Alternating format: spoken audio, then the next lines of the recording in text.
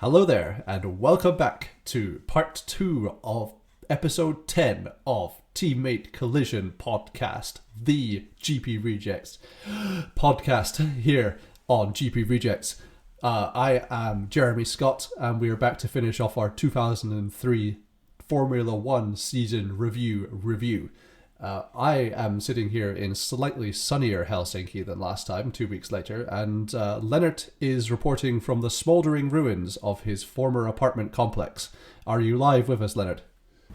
Yes, after my home planet needed me, I also noticed that the balcony of my neighbors were burning and, well, obviously that needed to be fixed.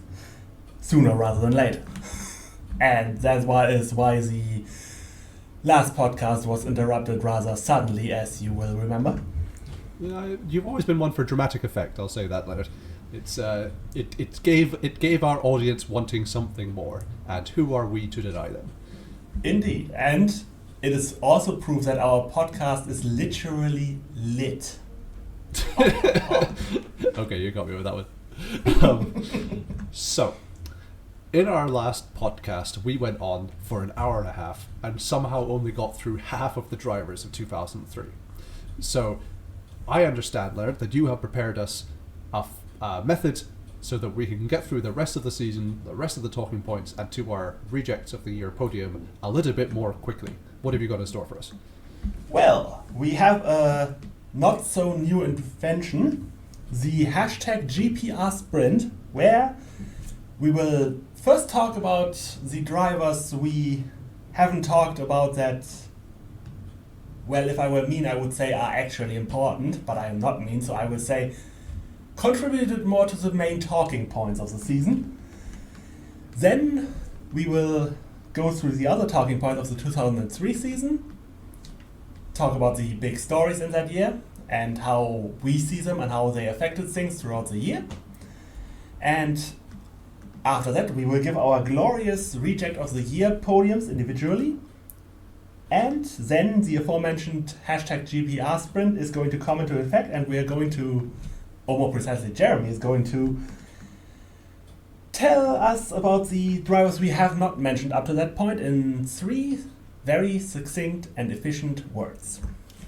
Yes, Lennart has prepared me for this 5 minutes before the podcast began, so I shall give my best shot. Yeah, GPR Sprint. That sounds like a very groundbreaking and innovative idea. Trying to think of what more talking points. It's the kind of thing that would really spice up the Teammate Collision podcast. Well, I obviously agree, because obviously otherwise we wouldn't be doing it. But I cannot, for the life of me, deny that I was obviously inspired for this great idea by the even greater idea of the hashtag Formula 1 Sprint. Yes, we're going to go back in time to 2003 when there were only a magical 16 races. Can you believe it? All right, shall we begin? Yes. Again. I feel like we are sidetracking somewhat from the 2003 Yes. Formula 1 season. In fact, I feel like if we were left to our own devices, we could waffle on and on and on and on and on without ever actually getting to the 2003 Formula 1 season. And that cannot possibly happen again. So we are going to go right in, and we're going to talk about the driver placed 11th in the old Formula1Rejects.com ranking for 2003, and that man is none other than the one, the only David Coulthard. 11th? Fascinating. I had no idea he was that low in the standings. Well, in the standings he was a much more palatable 7th. In the F1 Rejects standings. Understandable. Okay. For those who have Yes. not listened to part 1, we are going to refer to the old driver rankings of the former Formula1Rejects.com website, our spiritual predecessor. So obviously we should have explained that first, but You should have explained that it to way, me first. I think it was a healthy reminder for the both of for me and the audience at home as to what we were talking exactly. about. But it rewards the long-time listener by giving him a Easter egg that he already knew was, or she or they were already knew what I was talking about. So, so David Coulthard, he won the opening race of the year. Little did anyone know, except for maybe my dad, who doesn't like him. It was David Coulthard's last win in Formula One. Considering the points changes, it would have been a much worse season for someone like Coulthard in the previous point system, whereby points were rewarded down to 6th, and wins were a huge amount more rated in terms of how many points they could give you. I think Coulthard is one of the people who benefited a lot from the points change, because he was quite consistently in the mid section of the points throughout the year, following the win at Australia, which it kind of came more from other people's mistakes than it did from his own incredible talent. So considering that, he collected a lot of points and he benefited from the rule change, but I wouldn't exactly say that it was a vintage David Coulthard year. I don't know what your opinion is on the Scotsman, Lennart. Well, in fact, I do agree on the part that it wasn't the David Coulthard year, but then again, given as it was his favorite thing to say ahead of a season that this year would be his year, no year really was a David Coulthard year. But there are things I have to disagree on. First off, the point I do agree on is that he was very consistent in picking up points. In particularly, something I, as someone who likes these oddities, adore is David Coulthard had 5 fifth places in that season, which is beautiful. But now to the part where I disagree. First off, I disagree with the notion that Australia was purely due to the collapse of others, for one very simple reason. His performance when carrying heavy fuel loads during that race was, quite frankly, amazing. And that was what got him in the position to inherit that win in the first place, because like many other drivers, he was on the wrong tire to start the race. And so when McLaren called him in, had him change his tires, they loaded him up to the absolute brink. And despite that, he managed to drive very quickly to keep up with the lighter cars he came across. So I can't necessarily say that his luck didn't play a major part in it, but to say it was purely down, or say it was more the misfortune of others than his own abilities, that is something I can't really agree with. So obviously I don't. Okay, yeah. It's tricky when you deal with quote lucky wins unquote, because we're talking about 2003, in which like Barrichello won when a man ran out on the track, and Brazil won. Giancarlo Fisichella won Brazil because the race was stopped when he was in the lead. So it's funny when you're trying to praise or criticize someone for a win which is somewhat inherited, somewhat well deserved on its own. People win all the time because of other people in front of them crash out, or they run out of fuel, or they have a mechanical problem. That's just Formula One. So it's like you take what you can get. And Coulthard was hardly the luckiest luckiest winner of 2003, considering what would happen only a few weeks later in Interlagos. Sure. So, and I would say that one improvement from Coulthard in his later McLaren years, I would say, especially 2003, 2004, was he was a bit more consistent and reliable at keeping the car on the road, which is something he couldn't even be relied on to do in something like the late 90s, like 1999, for example, where he was just a driving menace and wasn't exactly helping someone like Häkkinen win the championship. On that note as well, like he was obviously teammates to Kimi Räikkönen, who very nearly did win the championship, and did he do very much to help in that regard? Is a question. Maybe that's one that you might be more educated to answer than I would be. In some ways he did, and in other ways he didn't, simply because he couldn't. there are two things that was going to be one of those things. There are two things I want to note on this, and one was one of the things I'm also going to disagree with you on, is that he profited from the new rules. While he did profit in the sense that, okay, his lower point scoring gave him more points than he would have normally gotten, it should be noted that he had only 1 points finish that was outside the classic top 6, which was 7th at the Monaco Grand Prix. And the second part is David Coulthard had really problems adapting to the one-lap qualifying system. Up to a certain point, partly skill issue and partly some drivers just aren't the you got 1 lap, nail it guys. There's a reason pretty much in the modern Q1, Q2, Q3, Q1, Q2, Cruise. This is not a tongue twister. Of course it is. This is staying in. Q1, Q2, Q3 system. Should have just said elimination qualifying, but hey. Yep, that.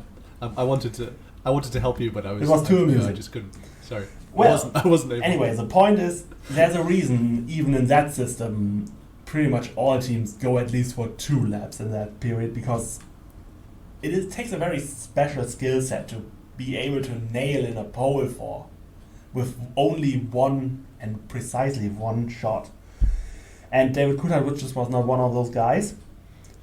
But, of course, in part, he also couldn't quite help Kimi was because he suffered the larger part of McLaren's technical problems, just to name a couple of races, Malaysia, Italy.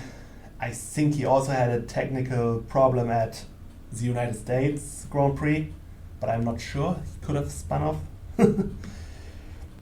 And of course there was a second problem with helping Kimi, in that the McLaren just wasn't quite good enough for a driver. I think we can both agree that David Coulthard at this point was not a driver who could outdrive his car anymore. And or I maybe can't ever, disagree if I'm with being you. honest.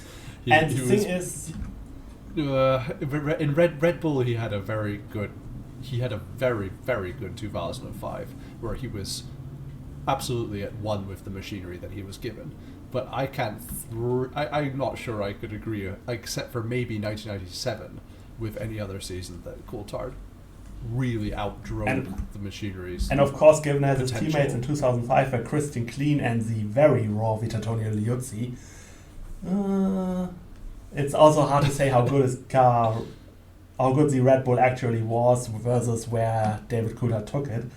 But regardless, the point is early in the season when the McLaren was at its best, he had this very, very back-breaking retirement in Malaysia where he could have easily scored a podium that eventually, well, it actually didn't go to a title contender, so that wouldn't actually have helped much. But the thing is, obviously, after that, the momentum suffered a bit. Then there were incidents like the weird retirement at the European Grand Prix where I to this day don't know what happened there with him and Alonso, when either Alonso braked too early, Coulthard braked too late, something went wrong with his brakes.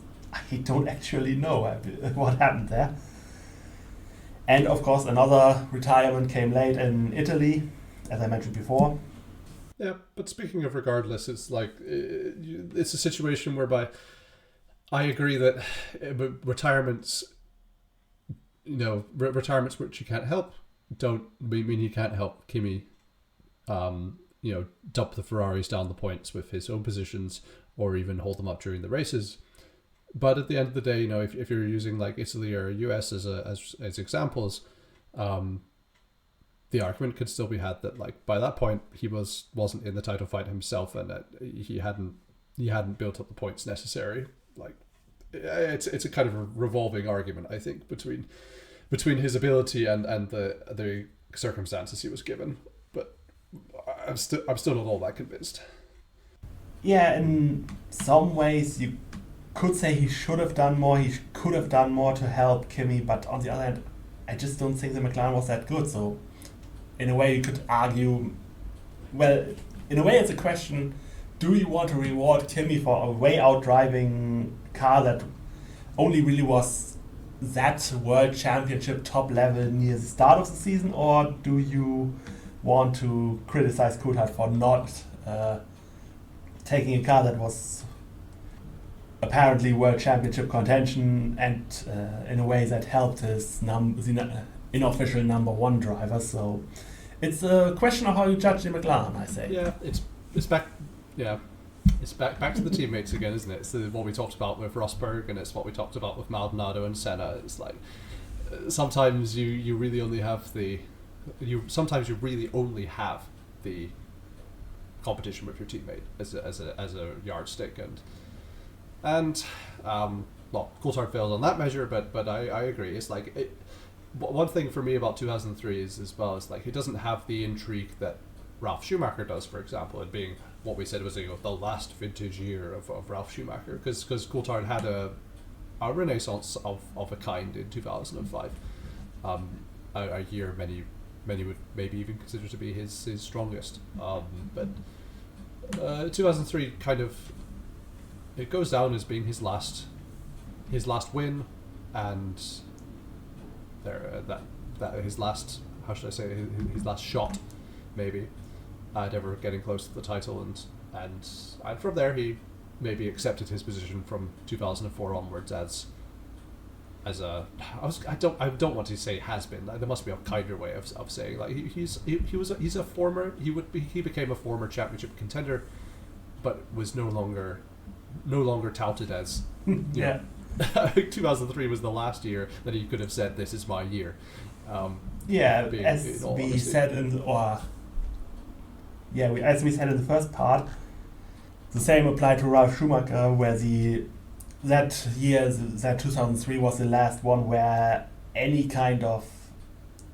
where the idea of, in that case David Coulthard, in the other case Ralf Schumacher, the world championship driver, where that fiction kind of went by the wayside. While the standings make his year seem a lot worse than it was also not like he was doing much better than the weaker teammates, given as without Alonso quote unquote interfering, we would have had the Ferrari, McLaren and Williams drivers all make up the top six, and with all the retirements I mentioned, he would have easily cleared Alonso, would have probably been between Barrichello, Schumacher, somewhere in the low 60 points range. But yeah, it was pretty much clear that he was just like Barrichello and Ralph in the position where, yeah, he's probably not winning a championship anymore, is he? Yeah. All right, who's next on our driver list? Well, when we talked about 7 in the championship, there is no better place to go to than 8th. And 8th is the forgotten child of the championship, so to speak, because he is over 10 points away from 9th and also over 10 points away from 7th, and that is Jarno Trulli. Jarno Trulli. What an interesting driver from that era. So interesting, we didn't even mention his name in part 1 of the 90 minutes that we brought into this. But I'm being serious. I think Jarno Trulli is in the same field of drivers. We should start making categories, Lennart. And this category I'm going to call the Sebastian Bourdais Memorial category, which is drivers who were paired with generational talents, who got beaten by those generational talents and had their careers suffer as a result, despite the fact that they were, now we know in hindsight, okay, Jarno Trulli was against Fernando Alonso, Sebastian Bourdais was against Sebastian Vettel. Trulli got totally overshadowed, despite the fact that he himself had a semi-decent year. He didn't embarrass himself. Alonso was on fire. Alonso was brilliant, but he was inconsistent. What I mentioned somewhat briefly last time was that Alonso reminded me of Vettel in 2009, that very fast but young, and it showed in his results. And it would come to show in 2004 when Trulli basically beat Alonso fair and square as they were teammates. Like if you look at the anyone who hasn't watched 2004, look up the first half of the season, and Trulli beat Alonso solidly, and that was due to Alonso's youth. He was still prone to crashing and still prone to mistakes, whether it was in qualifying or the race. So 2003 is interesting. He got beaten by Alonso. There's no argument against that. But the gap was lessened, I would say, by Trulli's experience behind the wheel, and now in hindsight we can maybe be a bit less harsh against Trulli, knowing who his teammate was. And again, at the time of speaking, Alonso is still third in the 2023 World Championship. So yeah, that's my ramble. Yeah, the thing with Jarno Trulli is, and in many ways, that's why his season was also not ranked too highly by the old F1rejects.com site, where he placed one place above David Coulthard. I think the main issue is Trulli's season was just pretty much completely lacking in highlights. There's something to be said for the kind of driver that gets you good points finishes week in, week out, but there are some drivers who produce good results, but they never have that kind of drive where you pretty much write to your friends about, oh my god, look at what he's doing, in a positive sense. Yes, in a positive sense. And that is one thing Trulli really lacked. If you asked me about the best Jarno Trulli drive in 2003, I would first have the Japanese sinking music play in my head for around a minute, and then I'd probably go with Malaysia, where he fought off Michael Schumacher to finish 5th, holding him off for pretty much most of the last third of the race.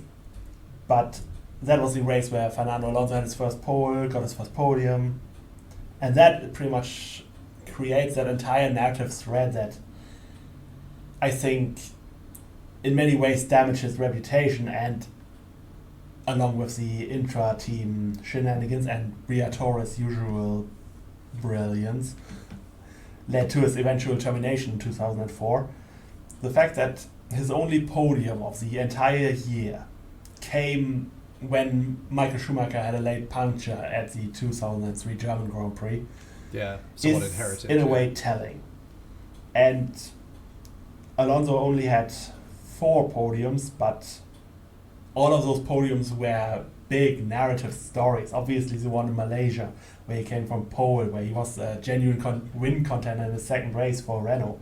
Then Brazil, evidently with the big crash, isn't quite in the same sense as the others, but you get the point. Certainly Spain, more memorable than anything Jarno Trulli did. Spain, where he fought Michael Schumacher to the flag for what could have been his first win in his home country. And of course Hungary, where he dominated from pole to get his first win. And that is the main issue. Jarno Trulli had a number of great qualifying outings, had many competent, stable results, but nothing to write home about. And that is the main issue. That is why I feel his season was judged harshly at the time, and why history hasn't been kind to him, even though we know now what young legend in the making he was facing up against. And also maybe, like, as someone who really likes Trulli, especially in that Renault era, maybe one thing that's quite damning against him is that, like, he managed one podium in 2003, a year where there was plenty of opportunities of crazy events, things that happened, changing up of the order and that kind of thing. The Renault wasn't like championship level material, of course, but Alonso won a race and got a pole position out of it. So it's yeah, maybe that's the most damning thing, is that in a crazy season like 2003, Trulli, as you so said, like, just wasn't able to capitalize. But Trulli got his. He didn't have the last laugh in the end, sadly, but he did at least win Monaco in 2004. So I feel like 2003, 2004 are somewhat a continuous story for Trulli. It's hard to mention that without mentioning the following year and how that relationship with Renault fell apart. Because, well, maybe my last thing about that would be that if Trulli was so bad, then why did Briatore find him so threatening that he had to get rid of him? Then maybe I'll end that mysterious comment as my review. Yeah. All right, who's next? I could only agree by saying yeah. And next we got someone we partly addressed, but mostly by mentioning how much his teammate got his metaphorical buttocks beaten. That is Jenson Button. Yeah, maybe we could even do this in 3 words. I'm not sure what 3 words I would pick. But yeah, maybe a short side mention of Button. 2003 is his turnaround year. If he hadn't had 2003, he probably would have drifted into the annals of F1 history. In somewhere around that time, basically, he had a couple of playboy years, cocky young lad. Didn't really prove himself. He was very accident prone at Williams. Briatore did not like him very quickly. Who did Briatore like? But when he moved to BAR, it seemed like something clicked. He was up against a very highly rated teammate in Jacques Villeneuve, who we spoke about last time, and he beat him pretty much fair and square. It was very good for his reputation.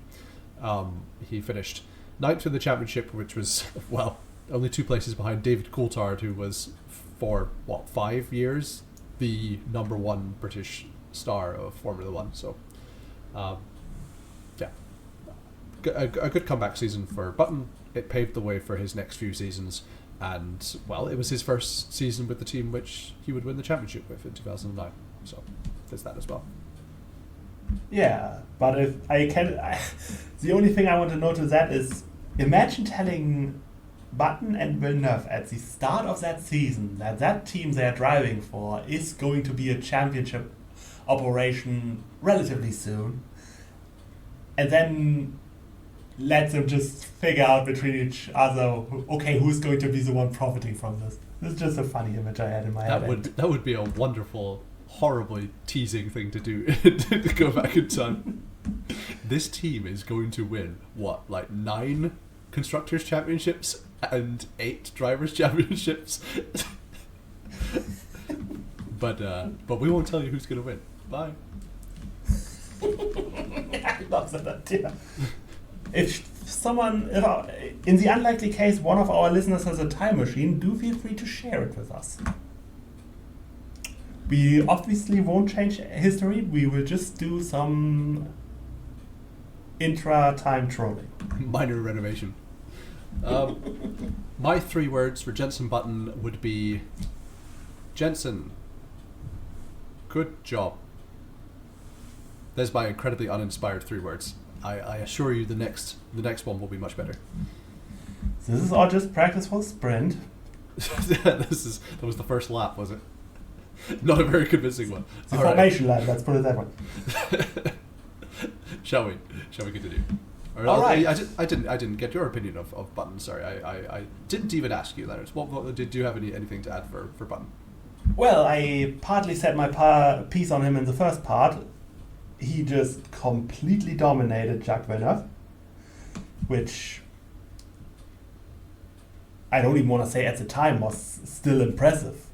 It is always impressive to beat your teammate by that much and that emphatically. So after his okay 2000 season, after his reject of the year in 2001, after I don't even remember if he did anything in 2002. Yeah, which is telling. That's pretty telling of Jenson Button's early 2000s. He pretty much came back, appeared first on the scene, whatever you want to call it. So yeah, good job, as you said. I have nothing really more to add to that outside of more pointless words. I will not comment on that. This teammate collision podcast is we only have the finest, most useful words to really enrich the lives of our listeners. Indeed, and the best opinions. Speaking of best opinions, we are going to have... Well, I will leave it to the listener to judge whether it is one of the best opinions, but we certainly have an opinion that drew my attention. And that is the next driver we're going to talk about, which is 10th place in the championship, but 5th in the F1Rejects.com ranking, Mark Webber. Mark Webber. I mean, before we even get into him, like, the fact that he's 10th in the top 10 in the championship is pretty good, like, considering the machinery he had underneath him. Yeah, top 10 is a good end to the season in his second season driving a Jaguar. I think that's almost praise on its own that doesn't even need being said.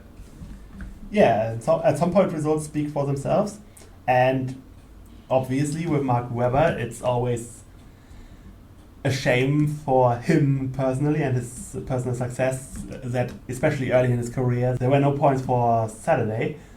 Obviously you don't even get a full picture of his brilliance at the time purely looking at the standings.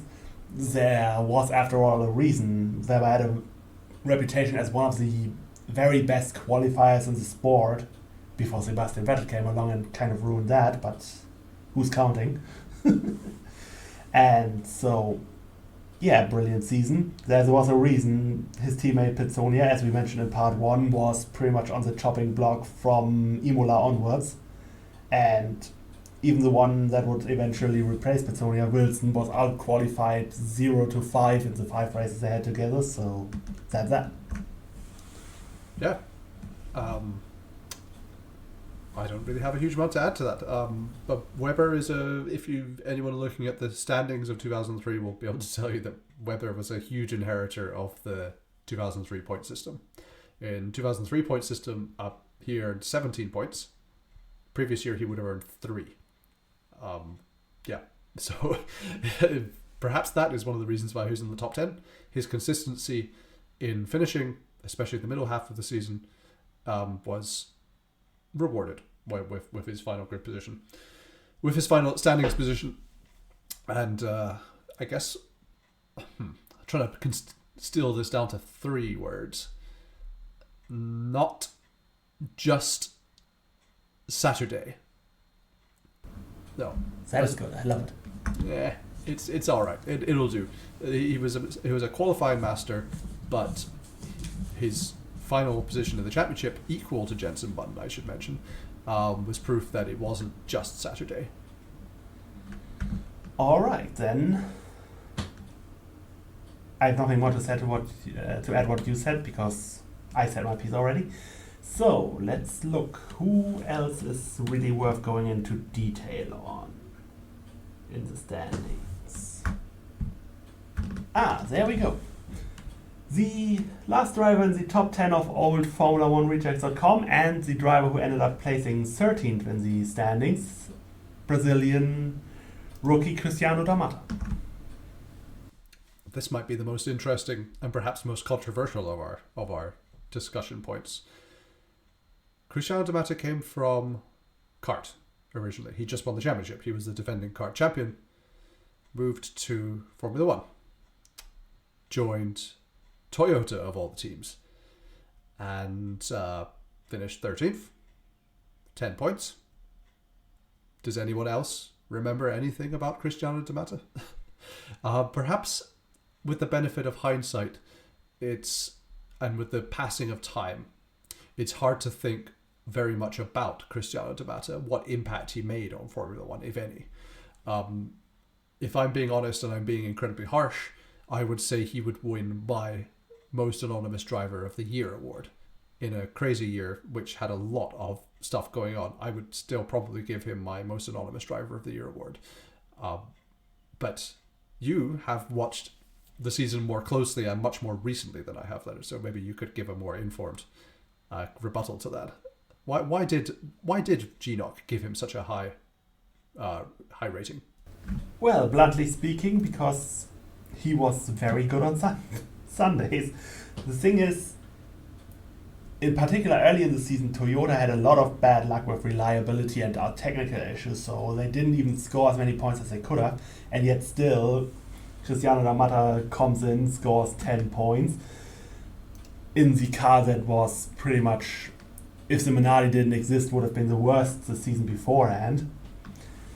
And you could pretty much, especially in the second part of the year, it was always possible for D'Amata to sneak into the points, leaving you wondering where did he come from, which I think only enhances your point about the whole anonymous thing, given as he was the kind of guy that started in a relatively noticeable position with a light fuel load, then kind of disappeared, and then by the end of the race, why is he in the points?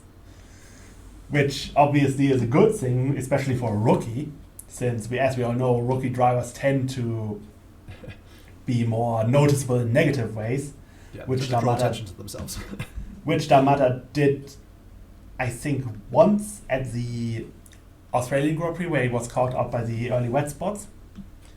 But other than that, he was a very reliable driver. His Champ Car roots pretty much showed his experience with high-level open wheelers, which is one of those things that really makes it regrettable that nowadays switches from what used to be Champ Car, what now is IndyCar. And yes, I know IndyCar isn't technically Champ Car, but blah blah. Who cares? Yes, the point is that is where you can see the advantage of getting someone who has proven himself in a real. I don't want to say equal, because obviously Champ Cars didn't quite have the aerodynamic abilities of a Formula One car, but close enough cars where that experience really paid off. And I think D'Amata's career suffered a bit from the fact that Toyota did not get better in 2004, that they in fact went a step backwards. And once the shine of his reliable debut had worn off and he was left with a car that just couldn't do anything impressive, he sort of fell into that same problem Ralph Furman had earlier, and I mentioned in the last podcast, where he was doing fine, was doing a very good job, but just didn't have the option to show something where I'd say, oh yeah, this guy has to be here.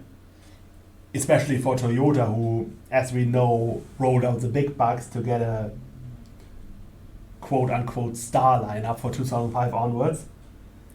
And yes, that is the thing with D'Amata. He just was reliable, but he didn't have the opportunities to show that you should hire him over Jarno Trulli and Ralf Schumacher. Yeah, he didn't have the star power to attract a big team because he hadn't.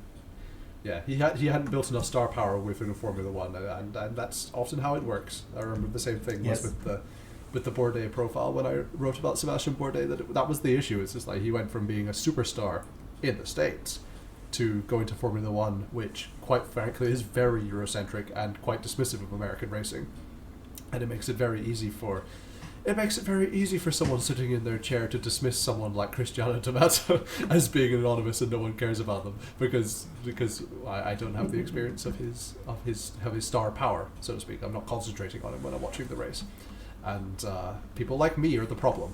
I guess is my conclusion. I don't want to say that, so I won't, and I wouldn't call you ever a problem. If anything, the opposite, but. No, that's your words, not mine. Very, very charming of you to say something. But my point is serious. It's like he runs. He had a sort of the career dead end that many drivers do.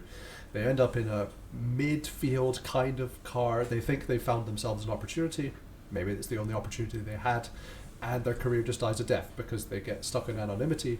People confuse their car's poor pace for their own, and the opportunity dries up, and it dried up pretty quickly in 2004, as you say. But I just don't remember very much of D'Amata. I hasten to say I'm hesitant to say that he's the most anonymous driver of the year, but I think I might say that still. Like I don't know anything that D'Amata did.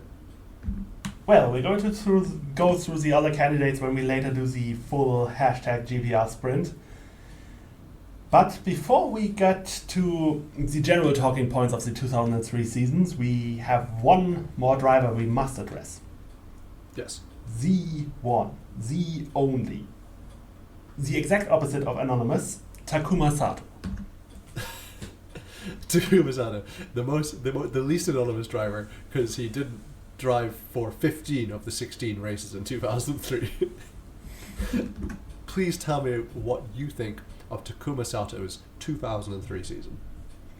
Well, evidently he must have done a pretty solid job, given as they could not wait to fire Jacques Villeneuve for even one race, which obviously it helped that race also was his home race. But it should be noted that before the season, BIR had a rather large collective of testing drivers. And they decided to pretty much wash all that away. We have Takuma Sato and we have to a lesser point Anthony Davidson. So clearly he must have impressed someone in his 2002. And when he came in, he had his chance at his home track, and jolly did he use it. Yep.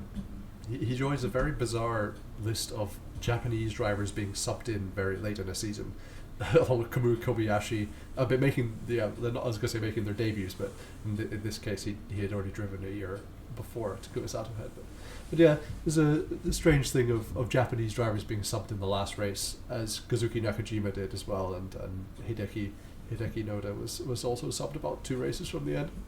Very strange trend that happened in that era, but yeah, he took Villeneuve's place and he got points. And that was something that Villeneuve had struggled with and had complained about the car, complained about his teammate, complained about the team. And then his successor comes in and immediately scores 3 points. So it was something of the nail in Villeneuve's career coffin. Not coffin.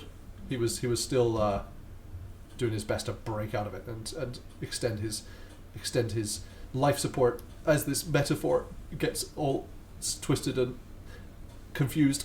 Yeah, I tried to save it and simply say that it kneecapped his career. Yeah, kneecapped. That's a much more succinct way of putting it. I don't have anything more to say about Takuma Sato than that. The only thing I have to add is the funny note regarding the Villeneuve comparison, that his points finish in his one-off race was equal to the best placed Villeneuve had all season, which is 6th. So yeah, it really just rubs salt in the wound of the kneecapped wound. We are mean. But yeah, Takuma Sato. Who could not love him? Yeah, I mean... Well, evidently Jacques Villeneuve now, but... Yeah, I was going to say, if we're on this subject, we could talk about all sorts of fascinating drivers from 2003, like Felipe Massa, who didn't drive at all. He was bumped off at the end of 2002 for Heinz-Harald Frentzen at Sauber, who then took on the position.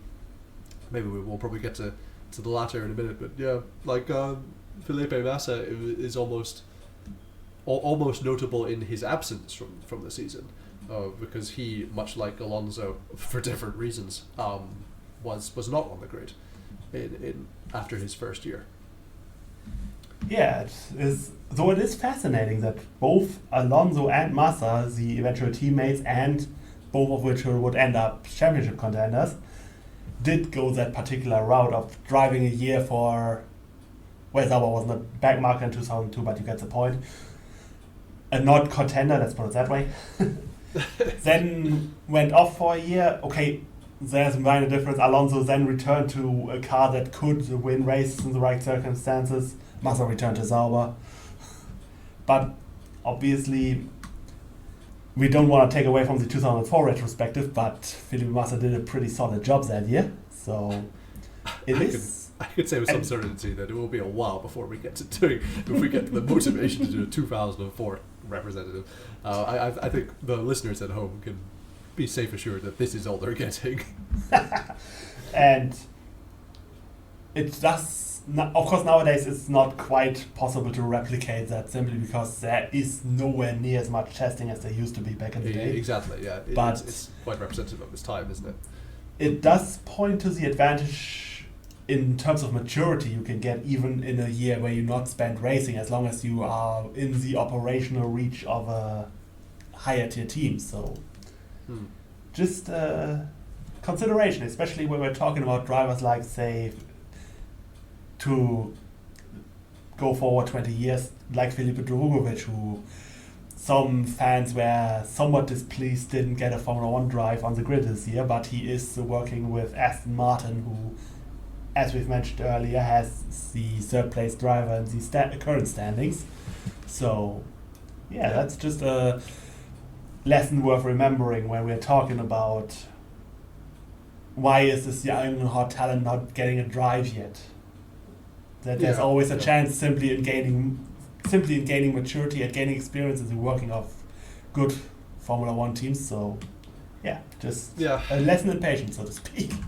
Yeah, I agree. And it's like there's a difference between Felipe Massa and Fernando Alonso getting a full year of testing, going to the racetracks, going to see it, which I'm sure Drugovich in this example does. But like, what does Drugovich do otherwise? You know, gets Mike crack some coffee and then chats to the engineers and gets to know the team. But it doesn't actually, it doesn't get him anywhere to say hi to the engineers and make friends. Like it doesn't actually really do very much for him, and that's one of the problems of modern Formula 1, which that era didn't have.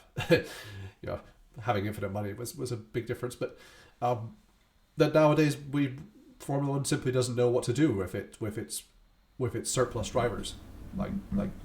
This is not an indictment which you have made many times, Lennart, about the feeder series. It's more of an indictment about what do we do with all these extra drivers who are pretty much F1 worthy and F1 ready, who are just kind of hanging around, like getting coffee and looking serious, standing next to Toto Wolff like Mick Schumacher does, looking serious with his big headphones on and talking to Toto Wolff, and then you'll see it on the replay. It's like, hey, look, that's Mick Schumacher. He's talking to Toto Wolff. They're probably talking about football results. I don't know. Like, well, what's Mick Schumacher actually getting out of this? Like, wouldn't it be better if Schumacher had a year in the Mercedes where he could do Friday practices and he could break the Mercedes in two every weekend, and it would give him great experience and great airtime for the rest of us. But that is a side. But perhaps that is a side digression from our previous. No, it actually is relevant because we can tie that into one of the minor storylines of the run-up to the Canadian Grand Prix. Because one of the reasons many young deserving talents nowadays don't get seat time is simply because, there are only 20 seats available in Formula 1. And nowadays they don't change drivers as often as they do. And of course, in this year we also had 20 cars on the grid only. And to make sure it at least stayed that way, there was a so-called fighting fund agreed on earlier in the year, where the two true privateer teams, Jordan and Minardi, would get paid out a significant sum throughout the year. And one of the controversies ahead of the 2003 Canadian Grand Prix was that said payout had not happened, mostly on account of political influence by the top teams, in particular McLaren and Ron Dennis. I am very, very surprised by this news. That is all. They promised money and they didn't give it. It's a familiar story in Formula 1. The argument from Ron Dennis was, that certain performative targets weren't met, but the main emotional argument why he wasn't the bad guy for not for him and the fellow team owners that didn't agree to give that money, to hand out that money, was that he never asked for a handout, so nobody else should. And if the heat is too hot, get out of the kitchen. Which again, I want to stress that this fund existed at the time for the purpose of making sure that they didn't do that. So, because at the time, less than 20 cars would have meant that other teams would have to go through 3-car expansions, which would have been extremely expensive. So, yeah, it's pretty telling. And so I felt the need to get that story in, especially with the context giving it fit now. Yeah, and some things never change. Like we're currently in a state whereby teams are refusing to allow anyone else in, and assuming that the money will never stop rolling in, and say, okay, well, Well, okay. Let's see where we are in 5 years, and if there's still 20 teams on 20 drivers, should I say, on the grid. Let's see. It's typical of Formula One history. And some things are history is a circle, or time is a circle, as they say. Those who don't learn from history are doomed to repeat it, as the classic saying goes. Indeed, yes. But yeah, other talking points of 2003. I'm sure you have a couple up your sleeve. There's a few things which I think we haven't mentioned. We've pretty comprehensively gone through the season. Yeah, like we haven't talked about like Panis joining Toyota, jumping on the gravy train, and what Toyota would kind of become for the rest of its existence, which was, you know, older drivers who are a bit tired and want a very large paycheck, kind of started, I would say, started to morph into this sort of this Toyota gravy train. What else? We haven't talked about Justin Wilson, but I'm sure we may get around to him. I wanted to mention about Jos Verstappen's Q1 performance in Manicure in the rain, when he took his Minardi to the top of the timesheets, which in history is the only time a Minardi was ever top of a competitive timesheet. When Jos Verstappen took his Minardi into the number one position, which is a fantastic argument of why there should be no Q2. If we have a one-shot qualifying, there should be one shot, not two. So agreed. Jos Verstappen should have been on pole for Manicure, but he wasn't, because we are not allowed to have fun things in F1. So, of course, it should be noted for our younger viewers that this may seem odd to you, but that was a time where people were actually happy to see the name Verstappen next to the one. Yeah, he was a very popular driver. He was Jos the Boss. He even had a nickname. How many current F1 drivers have a nickname like Jos the Boss? Like, does any current driver have like an epithet that way, or even a nickname? Do we count Hammer Time? Hammer Time. Yeah, that's maybe Hammer Time. I'll give you that one. Could you give me a second? If I think about it a bit. The Russell Muscle. No one calls. No, I don't think anyone has ever called him that. In history, no. I'm the first. Groundbreaking stuff at the Teammate Collision podcast. That's why you're listening, people. Yeah. Well, they'll trace it back to this when it ends up in the Oxford Dictionary in 100 years. The Russell Bustle. But Jos Verstappen was very popular, and this was his last season in Formula One, as he sort of farted his way out the series. And only 12 years later, his 17-year-old son Max would make history as the youngest driver, at least till this point at the time of recording, in Formula One. And same with like Mick Schumacher being only 9 years in that case. It's like it's fascinating how short that time is between the generations joining F1. But I was about to say that we only just about missed Michael Schumacher racing his former teammates Jos' son by like two seasons now. But then I remembered Fernando Alonso's the same. And That's he true. has raced both against father and against son. For Jos, Max, Michael, and Mick.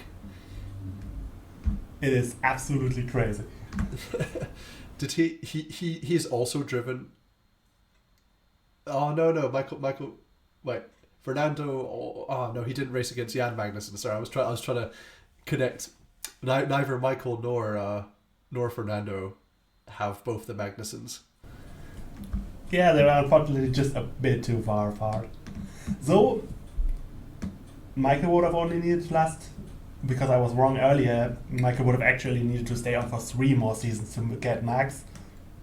But he only would have needed to for Kevin Magnussen, because 2014. So, of course, in hindsight, it would have been better had he stayed on, but that's neither here nor there. I'm absolutely certain as well that Fernando Alonso raced against Jan Magnussen in one of his Le Mans, because Magnussen did about 47 different 24-hour Le Mans. So we can quickly check that. Give me a second. I can guarantee you that Alonso has raced against Jan Magnussen, but but not in Formula 1, sadly. But since we are not Charles Barkley, we don't make guarantees without backing them up, and indeed he did race technically against Jan Magnussen in multiple Le Mans. Obviously they weren't in the same class, given as Jan hasn't driven any prototypes ever up to that point, until he didn't start in LMP2 until 2021, but with his son, by the way. Yes, yeah, that's true. They did races as father and son. That's true. I'll go through my very last talking points, just to throw them in there, and we can go to our free word bonanza extravaganza #sprint. I wanted to mention that Schumacher, we did mention, had a podium streak of 19 races, I think it was, and he also had a point streak, which was a mile long. When he crashed out at the Curva del Sol at Interlagos, he brought to the end a record at that time, 24 consecutive points finishes in the early 2000s. This was only beaten by Kimi Räikkönen at Lotus between 2012 and 2013, and then by Hamilton at Mercedes. So, here is a hyper-reliability stat, just to put in the different... People talked in 2003 about the hyper-reliability of Ferrari. Lewis Hamilton, in the space of 82 races between 2016 and 2020, scored in 81 of them. Woo. Yeah, it is ridiculous the kind of machines these 7-time world champions have managed to build around them. There's certainly reliability has often played a part, I guess. There you go. That's maybe a good segue. Reliability has often played a part in championship victories. It is one of the oldest and innatest cliches in motorsport, but it's one because it's true. To finish first you have to finish. Yes. Points are not handed out unless you actually get there to the end. But I also want to make one exceptions. Pardon? With a very few exceptions. Yeah, with very few exceptions. If I had it my way, there would be no exceptions. If I'm being honest, if you don't make it across the line, then there should be no points in my book. But that's another matter. I was thinking of one last thing is about age, which we mentioned about Fernando Alonso breaking all those records, and it's also fascinating that he won it at Hungary. He won his first race at Hungary, I should say, in 2003, and 6 years later at the same track, another Spaniard, Jaime Alguersuari, would make his debut at the age of 19, which was at that point the youth record.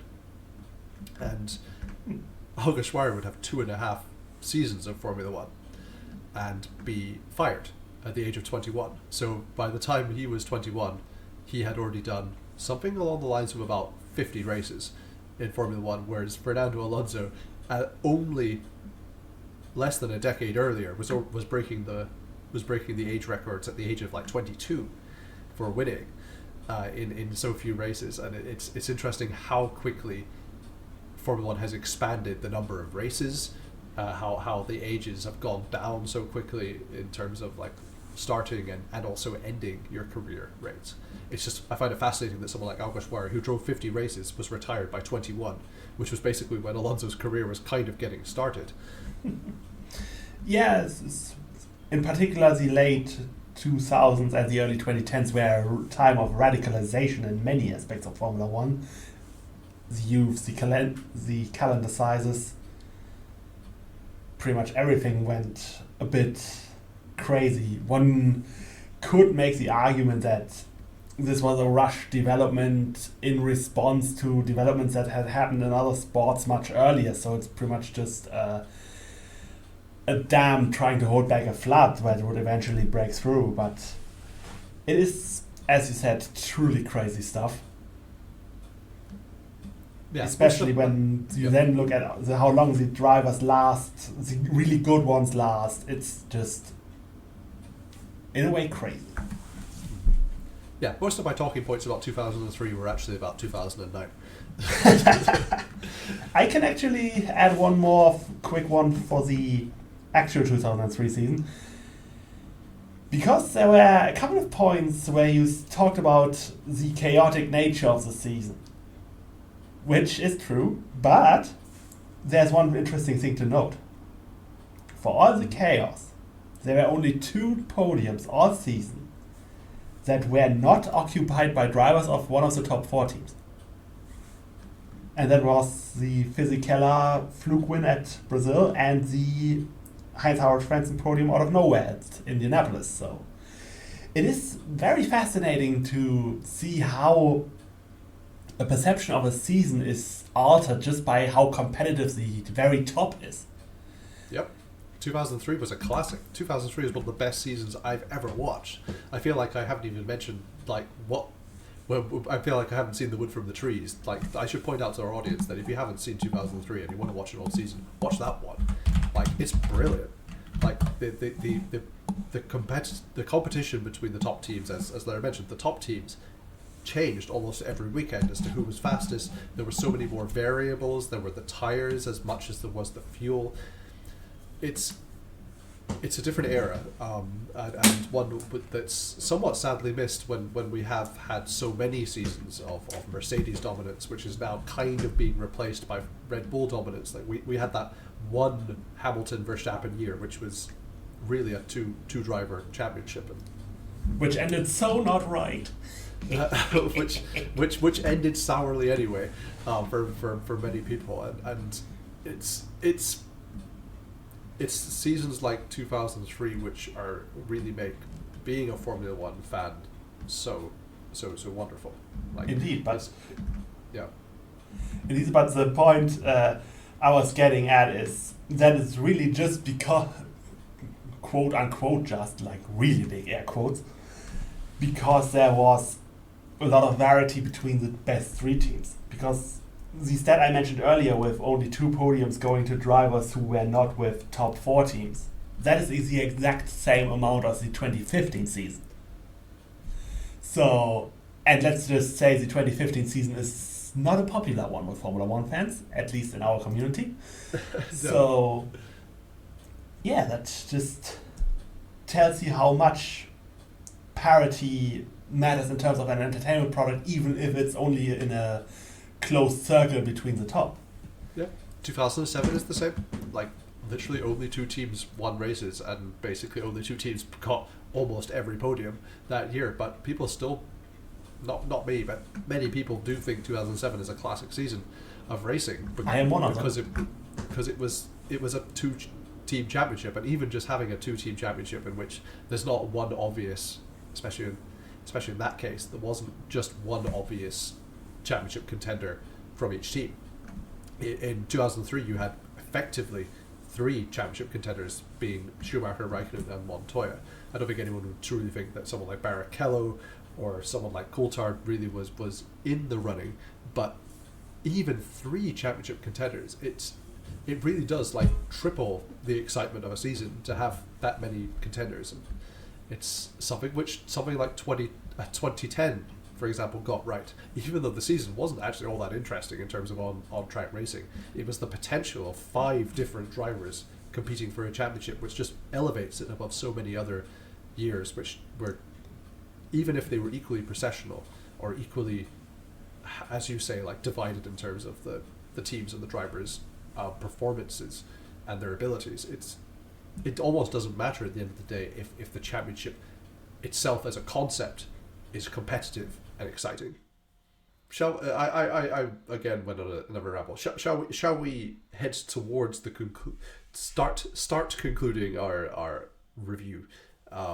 We didn't get to our triple word bonanza extravaganza part yet, and then we can maybe do our reject of the year.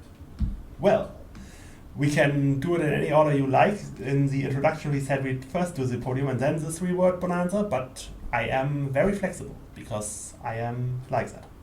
Let's do our 3-word bonanza first.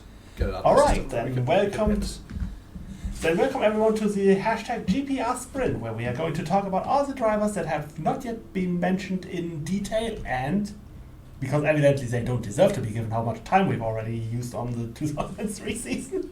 No offense to the drivers in question and their fans. We're going to keep it really short and simple. I am going to name the drivers we have not talked about, and Jeremy is going to think of 3 words to describe the season in a short note, with one exception where I will also join in and do that. But we will get to that one. And we start with a very interesting personality. The one that is Nick Heidfeld. So what? Oh, you gave me the best one to start with. Nick Heidfeld. I can't say he was there because I think I used that in one of our 2012 drivers. Raikkonen, right choice. This is my controversial 3-word answer.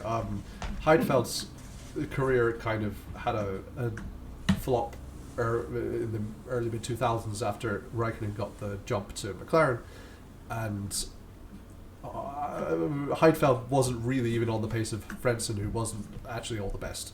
So I would say, sadly for Heidfeld, Ron Dennis was kind of proven right for picking Raikkonen. One thing I love about Nick Heidfeld's season is that the Formula1Rejects.com review that had him very low at 17th also pretty much said that Nick needs to get over it and needs to move on with his life because because they assumed his performance was still negatively affected by getting the shaft for Kimi. But it is what it is, and so we go on to the next one, and that is Olivier Panis. Gravy train money. Olivier Panis was past it. He was pans. No, you can't combine those. He was past it. He was doing fine. He didn't really cover himself in any glory whatsoever in 2003. He would be a great pub quiz answer, and he was collecting his paycheck and getting ready to enjoy his wonderful yacht, I'm assuming, which he bought with about 5% of the paycheck he got from 2003. This is the one where I also am going to add my 3 words, which I mean spiritedly prepared in advance, kind of. And my 3 words are points on Sunday. Because what people don't know about Panis is that he completely and utterly destroyed D'Amata in the qualifying duel. He was 13-3. Which ties into the earlier point I made about Toyota starting early with like fuel loads and then reappearing later down the road. But unfortunately, Panis was not quite as good as the reappearing act, even though he had technical issues a lot in the first half of the season. And so D'Amata was the one who won this team duel and looked a lot better doing it. And another segue into 2009. At least it was something that Toyota grew out of, doing those short fuel qualifying runs. I like how their chief strategy engineer obviously hadn't changed, or at least hadn't changed their mind over the period of 7 seasons. And on to the next one, a one-off, Marc Gené. I had this one prepared, at least. 3rd favourite Spaniard. Marc Gené was everyone's 3rd favourite Spanish Formula 1 driver. I don't even need to explain myself, you know who the other 2 are. Marc Gené was also there. He was there because Ralf Schumacher did his yearly injury thing that Ralf Schumacher did in that time period, and he scored some points, and then he went home. I guess he had dinner, probably maybe watched a movie, went to bed, went for a walk. Well, walking is healthy, so after you're listening to the Teammate Collision, go do that. It is very good for you. Or listen to us on the road.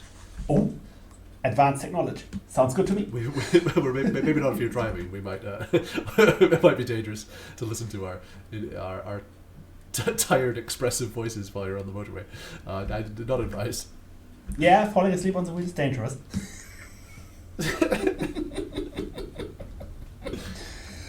Anyway, on to the next driver, which is Justin Wilson. Read his profile. One of our one of our less frequent writers, but a personal friend of mine actually, Nico, has written a very, very good double-parter profile on Justin Wilson, which goes into full detail about what he did between his stint at Minority and later at Jaguar when Pitsonia was dubbed. While we have not been very good on this so far, this time it will be in this description. Yes, that's something we will actually put in the description. It's well worth a read. This was his only season in Formula One, but he had a much more interesting career leading up to it, especially with Formula 3000, and then his move to America as well was quite inspired, and he has had some great races there before his tragic death in 2015. But Wilson is not someone that I personally knew a huge amount about, but it's someone I was enlightened by the profile, so I would highly recommend you read it. Rest in peace, Justin Wilson. And that leaves us with 2 more drivers, and one of which is Nicholas Kiesa. You want me to come up with 3 words? I can't even come up with 1 word to describe Nicholas Kiesa. Goodness, no, I'm going to be a coward and back out of this one. I have nothing to say about Nicholas Kiesa. I didn't even have him on my yearly rankings because I don't know what I would rate him. Then I would give it a shot, and I spontaneously say Formula 3 nobody.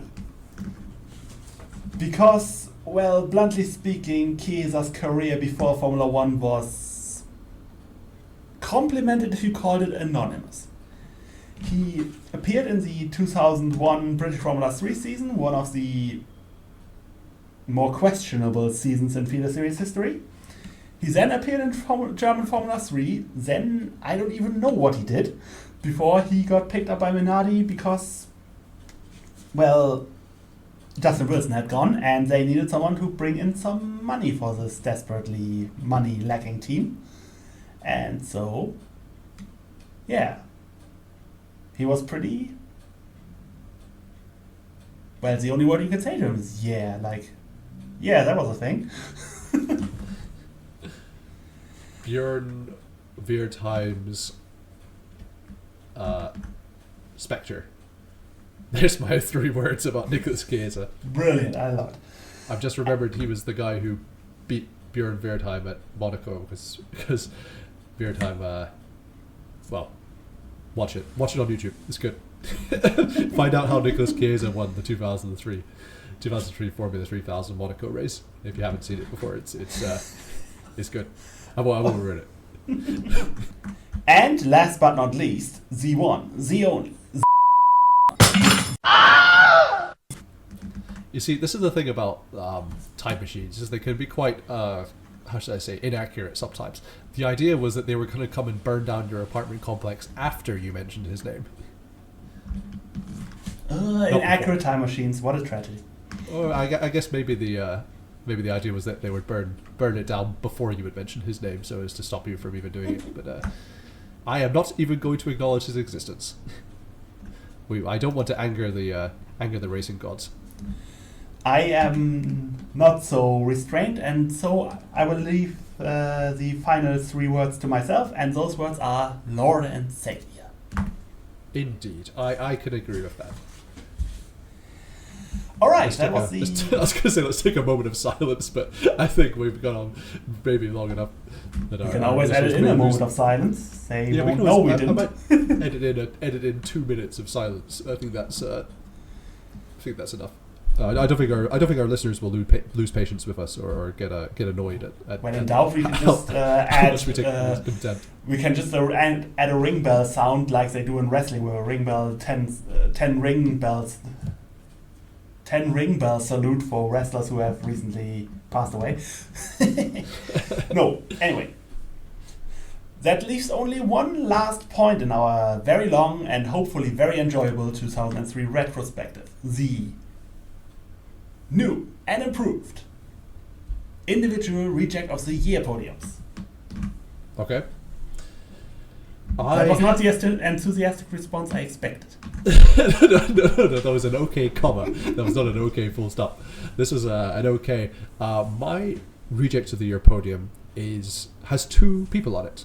in how should I say, out of commemoration of the Brazilian Grand Prix podium, which also had 2 people on it.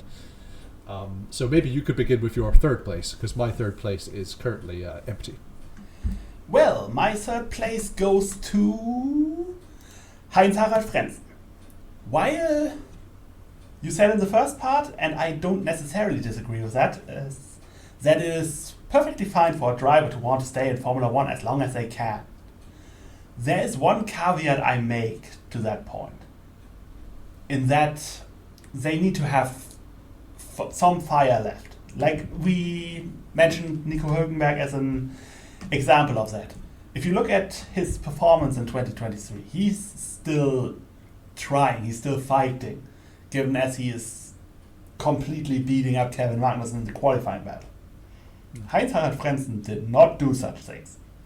He was there, he filled up a spot that could have gone to someone younger, like, say, Felipe Massa. Even if the testing here did him a lot of good, he could have also perhaps benefited from more racing action, but that's neither here nor there. Or just many of the other young drivers of the time. And again, he wasn't there, he didn't care, he only beat Nick Heidfeld on account of that podium. Well, technically he was also a point ahead of him before that, but it's just... Yeah, and the gap is definitely emphasized by that yeah. podium. And when you don't care and are bad and are old, then quite frankly you need to get out. And Heinz-Harald should have gotten out, he didn't, especially after the great year he had before that, where he hauled the dying Arrows team to a couple of points finishes. And when you compare that to the absolute maelstrom of indifference that was the 2003 season, yeah, that was just the classic 1 year too long. Yeah. It's funny how that. I think with world champions we often talk about like the decline of. There's like a clear line of decline, and Heinz-Harald Frentzen was quite short actually. Like maybe if you remember, like late 90s, he was touted as one of the best drivers on the grid. Like especially when he was doing miracles for Jordan until 2000, and it's quite funny how quickly that kind of just that motivation died. Much like maybe someone like Daniel Ricciardo, if I might make another present day kind of comparison. It's interesting how sometimes reputations really do just drop very quickly like a stone. Yeah, and I agree with. Yeah, and sometimes you can just have one last series of special moments in it. To be completely melodramatic, I am leaving with this point with saying that Heinz-Harald Frenzen's career should have died with Arrows, his Formula 1 career. Well, actually his entire racing career, because his DTM stint afterward wasn't worth writing home about, and I didn't know anything he did after that. I know just that it didn't matter to anyone. Yeah, so, I don't know if Massa would have been a better option, because Sauber maybe just didn't have enough options on their table. They should. And Sauber should have been more responsible and had someone better. But yeah, that is my 3rd place.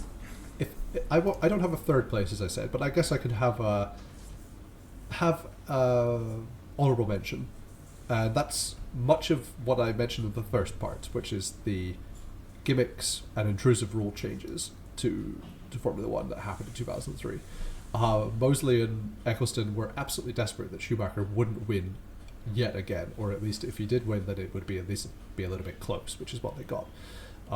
There were lots of changes in the tyre rulings before the season, which tended to favour Michelin, which meant that Williams especially were benefiting a lot, as well as McLaren, which would then again change during the Italian Grand Prix, and many people felt that the freezing of the tyre changes helped Bridgestone and helped Ferrari, which is where I think originally where we actually got the Ferrari International Assistance gimmick of FIA actually comes from that weekend. Some British newspaper, Gutter Press newspaper posted that, but there were lots of rule changes specifically put in to stop Schumacher from winning, whether that was the qualifying rule changes, whether that was the points changing. There are others, but I've covered them earlier. I would say intrusive gimmicks and changing the rules and doing it for one obvious, clearly defined purpose, which is, of course, something which hasn't changed 20 years later. I was sitting here grinning the whole time listening to you because I am not even going to say something to that because I'm just going to introduce my silver place on the podium. And that is the conspiracy theories around the 2003 Italian Grand Prix and the tire rule change at that point. Is that your second place? That is my second place, yes, because Really? it is a still excessively common belief among Formula One fans that the late change was way to give Michael Schumacher the 2003 title, or at the very least hinder his competition. And in a way, I kind of get it. Michael came off for 3 races that were, by his gigantic standards, I want to stress that, rather weak. He was 4th in Britain. He had the tire puncture in Germany on the 4th to last lap, which left him 7th. He was 8th in Hungary.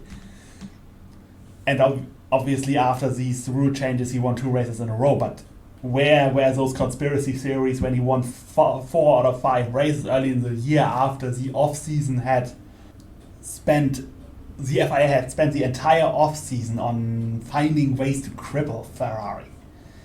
And that is even without ignoring, even with ignoring the misfortune that befell him in Australia and to a lesser extent Malaysia, where he could have easily scored more points. So the notion that this change was made to help Ferrari, to help Michael, is just completely ludicrous. And I am aboard a lot of sporting conspiracy theories. If you ask me about certain sporting events, I will tell you conspiracy theories that will make me appear completely unhinged. On that note, do not ever ask me about the 2016 NBA Finals. But in this one, it does not have any substance, and given as how persistent it is, it is still almost a borderline accepted fact in Formula One fandom in 2023. It's just my reject of the year silver podium place, because it is just rubbish. And rubbish that persists is very disgusting, both literally and metaphorically. Yeah, point made. Yeah, I would say the same. There's this animated sketch show I remember from that era. There's an episode I remember. I can't even remember the name of it off the top of my head, but from 2005 I remember. And there's a Formula One sketch in it, and it's the 2005 season has begun, and with the rule changes, Michael Schumacher will now start the season in a pedal car. All right, looking at the starting grid, Michael Schumacher is on pole, and then it just keeps going on there. It was like, yeah, it's about right. But it was brilliant, even though, funnily enough, 2005 would be the one season where those rule changes actually succeeded. Yes, but hindsight is 50-50. Yeah, if I could 2020 actually is hindsight. 50-50 something else. I got what you meant. No worries. Yeah, if I could give a second place, I would probably give it to Antonio Pizzonia. I believe that Pizzonia was, even in the context, in his context, he was hyped quite heavily. But even outside of context, even looking back on him from the present day, he was someone who flew into a Jaguar, which was at that era at least somewhat competitive, and was completely trounced by Webber, who was only in his own second season, and his only experience of Formula One had been in a Minardi the previous year. So I don't want to say they were starting on equal footing, but they certainly weren't starting very imbalanced. Pizzonia, well, I mentioned before about him crashing his car in front of the press, which alone would be close to reject of the year level PR failures. The same as when that Volvo's do you know the one I mean? The Volvo's self-braking car drove into the side of a truck. Or as the German listeners will probably recognize, the A-Klasse failing the so-called Elch-test and the Moose test and falling over. So. Yeah, like Pizzonia, he had lots of funny moments, and I think that's what makes him so rejectful. And I think he even earned rejects of the year from our original overlords, and I don't disagree that he probably deserved it. I didn't give it to him, but I put him in second place out of respect for that, because Pitsonia's decline fall, as if we just ignore the fact that he's a human being with feelings, it's pretty funny. The thing is, that is where my creativity apparently ran out, because I actually did not remember he was the reject of the year that year, because, well, I had him as my own reject of the year as well. So, yeah, okay. Congratulations. The thing is, while I have some sympathy for him, especially when a driver gets on the hot seat very early. I think I mentioned it in part 1 that in Spain they were talking to Ron Dennis about whether Alexander Wurz will get into the Jaguar from Austria onwards. And again, when someone is talking about replacing you not even 5 races in, it's just very difficult. But the reality is he didn't do himself any favors. He just wasn't living up to the extreme hype, which, again, I can somewhat sympathize, given as Brazil had this lovely, in sarcastic air quotes, tendency to overhype every young Brazilian. #next Senna. But that is one of the periods where we really could have used Twitter. The only period in history where we could have used Twitter, because that would really have deserved a sarcastic hash mark back then. But yeah, it is what it is. He just didn't deliver and didn't do himself any favors. Tough luck. And at least being reject of the year is something memorable. So have your award, I guess. 2 points from that. He reminds me of Pantano. I don't know one thing that I don't think either of us know is what the actual internal situation was like at Jaguar in those days. I don't know much about the staff. I don't know much about the atmosphere. But I think of like Pantano, Giorgio Pantano. There's a good profile on him if you want to read it. Was at Jordan the following year, also in his first season, and also within about 4 races, Eddie Jordan was publicly talking about firing him and replacing him with someone else. And I can understand, like, it's not an environment conducive to like good concentration, good motivation, and all that. The other point I wanted to make was that also, like, yeah, but you had Rubens Barrichello, who was still winning races, won 2 races that year. You had Cristiano de Mata as well, who was coming from kart, who at least had some prestige behind him. Antonio Pizzonia kind of falls by the wayside as the the third best Brazilian of 2003, and for that alone is like, it's he did have some things going against him in terms of his external circumstances, but so does everyone, and he just fell flat in his face on his own merit. He fell over just like this as the Jaguar did. He also flew in the air as well, that Malaysian crash, which we haven't mentioned. Okay, so Antonio Pizzonia is your reject of the year. Indeed. My reject of the year is someone we have spoken about in great detail, so I won't go into it again, but it's Jacques Villeneuve. I think even in context and now in hindsight, he is just pure reject of the year material. He complained the entire year. He got beaten by, at that time, a not very highly rated teammate who had his own career on the line. He got replaced by a driver who also, in retrospect, is... Okay, some people rate Takuma Sato very highly, but I would say in 2003, Takuma Sato was hardly in the top echelon of Formula One drivers. I fully agree with that. Takuma Sato got points, the same, as you mentioned, like the same point ceiling that Villeneuve managed to get. And this all happened in the space of a year.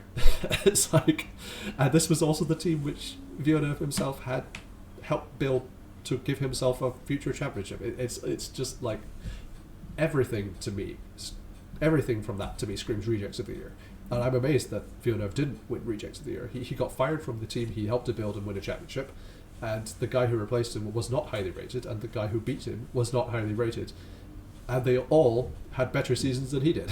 So Jacques Villeneuve is my reject of the year for 2003. That is a very good choice, I'd say, and just to give it some context from how our old Everyone Rejects writers thought at the time, he was placed 16th in the standings. They only ranked full-time drivers, so he was the fifth to last, or close to full-time drivers. And he was ranked ahead of Nick Heidfeld, he was ranked ahead of Heinz-Harald Frentzen, he was ranked ahead of Jos Verstappen, and he was ranked ahead of Antonio Pizzoni. So just for context. But your points were perfectly solid, I fully agree with them, and I would say, since I didn't have him on my podium, he's a very solid fourth place. So, yeah, sometimes a career just dies.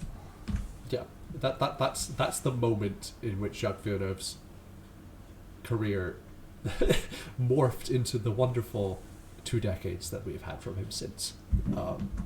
He has done just about everything. Not always succeeded. In fact, usually not succeeded. But he has done just about everything in the last 2 decades. And if it wasn't for him falling out with BAR, we would never have had the timeline of Jacques Villeneuve that we have today. True. So, Daytona 500, Formula E, Le Mans, Supercars, Super League IndyCar, Formula, 5 different disciplines of NASCAR, as far as I remember. Including Euro NASCAR even. Esports. With an Xbox controller.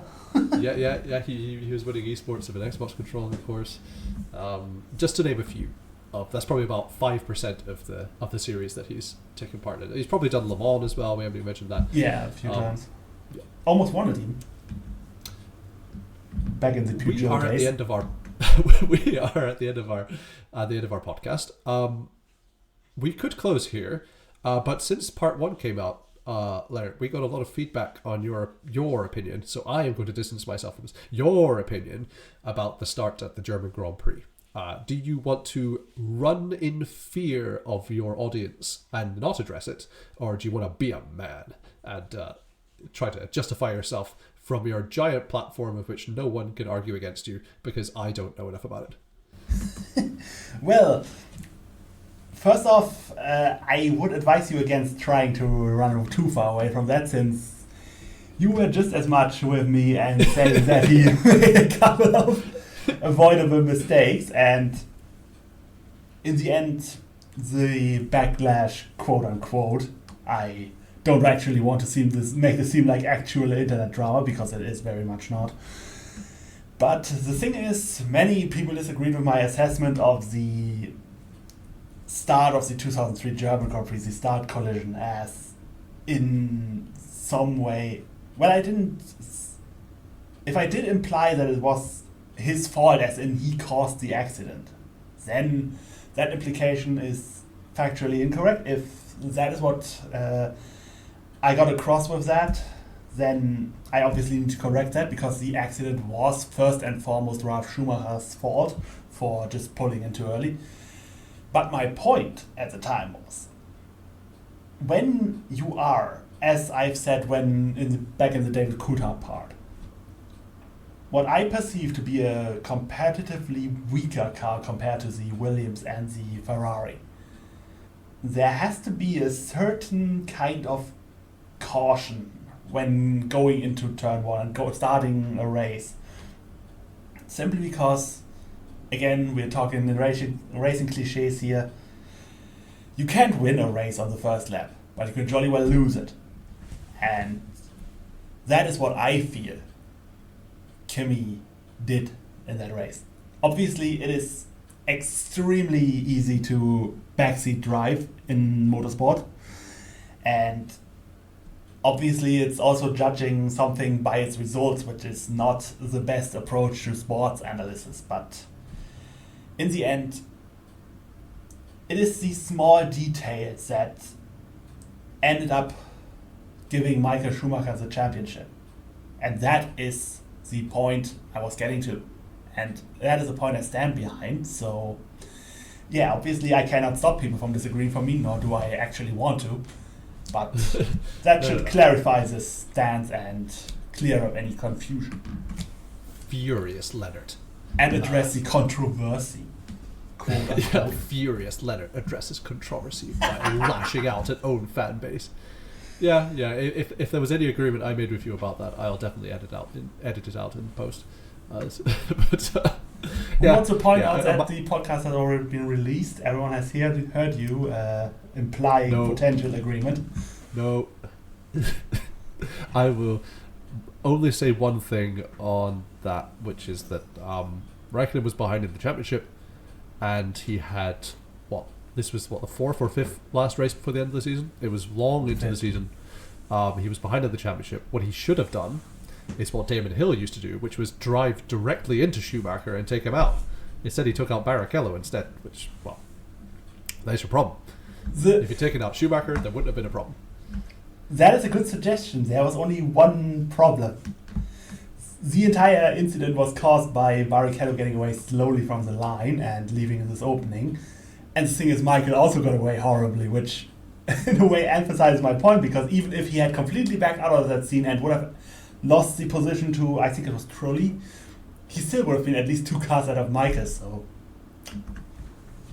that's that.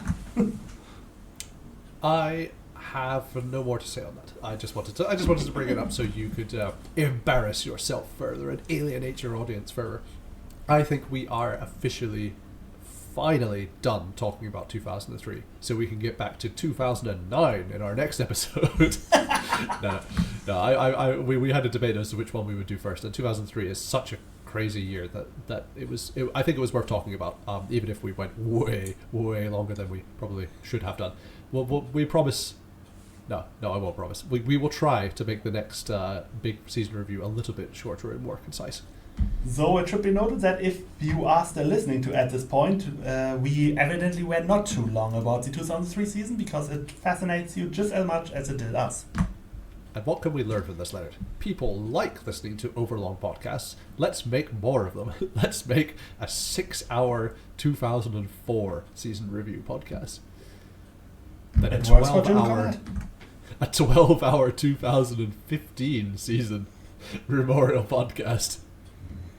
Of those, how many hours did you say? 12 hours. 12 hours to talk Of those 12 hours, 11 would be snoring.